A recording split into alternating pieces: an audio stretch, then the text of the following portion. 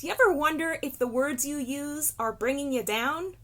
I'm Hannah Mason, and in today's Spark, we're going to be discussing how language shapes your reality.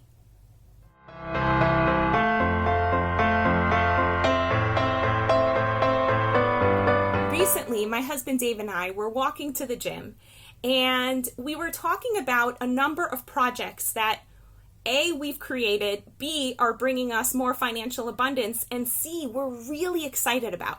And we were talking about different elements of the project, and all of a sudden, I just kind of jumped outside of myself, and I heard what Dave was saying, and I heard what I was saying, and I said to Dave, do you notice what we keep saying about all these different pieces of our projects? And he was like, no, what are you talking about? I said, we keep saying such and such an item is a pain. And he's like, but it kind of is. It's like so annoying. And I said, annoying and a pain are not the same thing. Or we could say that something is challenging or frustrating, but to say that it's a pain is not the same thing. And for someone who is challenged with experiencing pain right here often, I'm suddenly becoming so aware of how I'm using pain language to describe my life and how it might actually be affecting my physiology.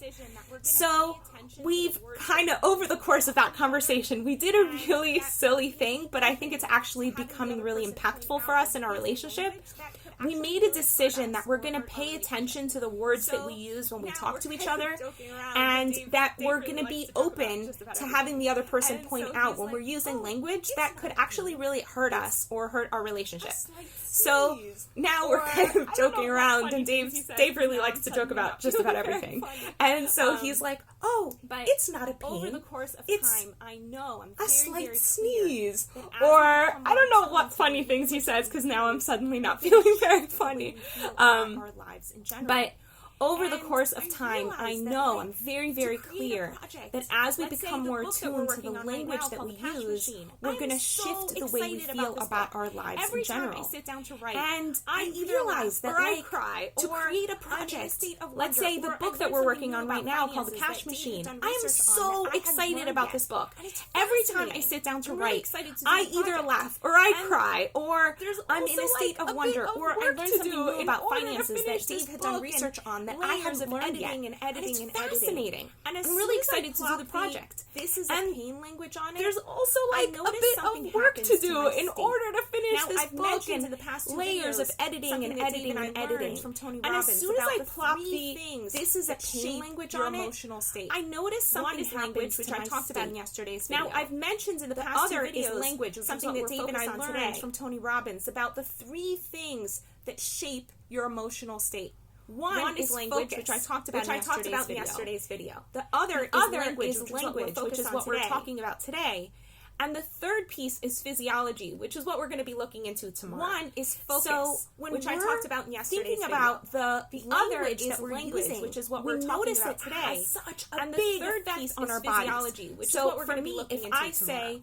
Such and such a thing is challenging. Thinking about I noticed that my body actually musters up energy because it's like, a challenge. So great, let's go for it. Oh, if this is a challenge, I'm going to have to work that much harder. And suddenly I feel my body pulling up all sorts of resources I didn't necessarily know I had. A challenge. But when I say this is a pain, automatically I'm curious to know what happens for you. Pay attention. What happens to your body when you believe the thought, this is a pain? For me, I notice my body just goes, like it just like sinks. Big weights on my shoulders, my whole posture slumps, and energy just like seeps out of me. Believing that something is a pain just doesn't feel good. And if I want to get this project done, believing it's a pain is not going to give me the energy to make it happen. So paying attention to the language I use is going to have a really big effect on me. Now, I come from a family that likes to use really big dramatic language, and I was a theater major in college, so I like to use even bigger, more dramatic language. I always thought it made life really exciting. And I've realized that when I'm talking to kids and I use really dramatic language to tell a story or to color a situation, it's great, as long as I'm strategically using that language to create a certain kind of experience. Where it's really destructive is when I walk into my son's room and say, this place looks like a disaster, when really there's just a little bit of laundry in the corner. Or if I walk into the kitchen after not having eaten for a couple hours and I say, I'm famished, right? Like, I'm probably not famished. It takes a few days to get famished. Like, don't exaggerate so much. Or if I talk about paying taxes and I'm like, man, paying taxes just sucks. It's so annoying. So I'm like really over-exaggerating a situation that I could choose to look at in a totally different way. And that's where language and focus come together. You can choose to focus on a different aspect of a situation so that you can shape your language more towards a state that's empowering for you. So with taxes, I could focus on the fact that there's a bunch of details I need to take care of that I'm not excited to do. Or I could focus on the fact that, hey, I've got an income and thus there are taxes to pay, right?